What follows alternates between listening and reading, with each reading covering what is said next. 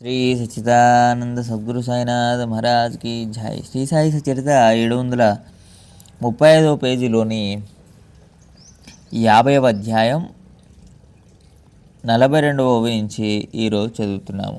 ఇది చాలా ఇంపార్టెంట్, అద్భుతమైన చాప్టరు, అద్భుతమైన ఓవిలు దీంట్లో ఉన్నాయి. అందరూ సాయి భక్తులందరూ గుర్తుంచుకోవాల్సినవి. గీతను చదువుతున్నాను, ఇతరులకు ఇబ్బంది కాకూడదని మెల్లగా చెప్పుకుంటున్నానని నాన్న స్పష్టంగా చెప్పాడు. సరే,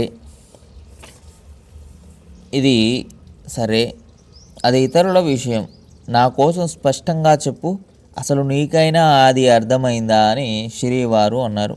అప్పుడు నాన్న ప్రణామం చేసి తద్విద్ది ప్రణిపాతేన అన్న శ్లోకాన్ని గట్టిగా వినిపించాడు. దానిని విని బాబా సంతుష్టులయ్యారు. తర్వాత ఆ శ్లోకానికి అర్థం చెప్పమని అడగగా పూర్వం ఆచార్యులు వ్యాఖ్యానించిన అర్థాన్ని నానా చక్కగా చెప్పాడు. బాబా తల ఊపారు. మరల నానాను ఉపదేక్షంతితే జ్ఞానం అన్న తృతీయ చరణాన్ని బాగా మననం చేసి చూడు. అందులోని తే అక్షరం తర్వాత ఆ అకారం అర్థాన్ని తెలిపే అవగ్రహ గుర్తును ఉంచడం వలన అజ్ఞాన పదంతో విరుద్ధార్థం వస్తుందా చూడు. శంకరానందులు, జ్ఞానేశ్వర్, ఆనందగిరి మరియు శ్రీధర స్వామి, మధుసూదనాది భాష్యకారులు జ్ఞానపరంగా చెప్పిన అర్థం అందరూ గౌరవించినది నాకు కూడా తెలుసు. కానీ అవగ్రహాన్ని ఉంచడం వలన వచ్చే విశేషార్థాన్ని తెలిసి కూడా వ్యర్థంగా కోల్పోవడం ఎందుకు అని చెప్పి సాయి కరుణామయులు చేతక పక్షుల వంటి భక్తుల కోసం కురిపించిన బోధామృతాన్ని ఇదివరకే వర్ణించడమైంది. కానీ సాయిలీలా మాసికా పాఠకులకు ఈ అర్థం సమంజసంగా లేదు. కొందరికి సందేహం కలిగింది, అది ఆశ్చర్యకారకమైంది. వారికి సమాధానం కలగడానికి అజ్ఞానం అనే పదాన్ని ప్రతిపాదించడాన్ని సమర్థించడానికి మరొక మారు చిన్న ప్రయత్నం చేస్తాను. బాబాకు సంస్కృత భాషా జ్ఞానం ఎక్కడిది అని ఎవరికైనా అనుమానం కలగవచ్చు. కానీ సత్పురుషులు ఎరగని దేదీ లేదు.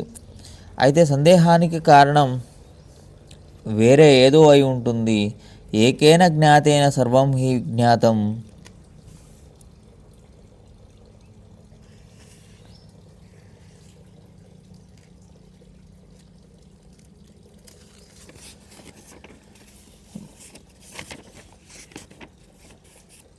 భవతి, ఇది ప్రమాణం.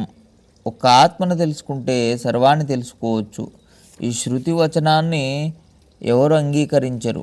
సాయిబాబా ఆ అపరోక్ష జ్ఞానం కలవారు.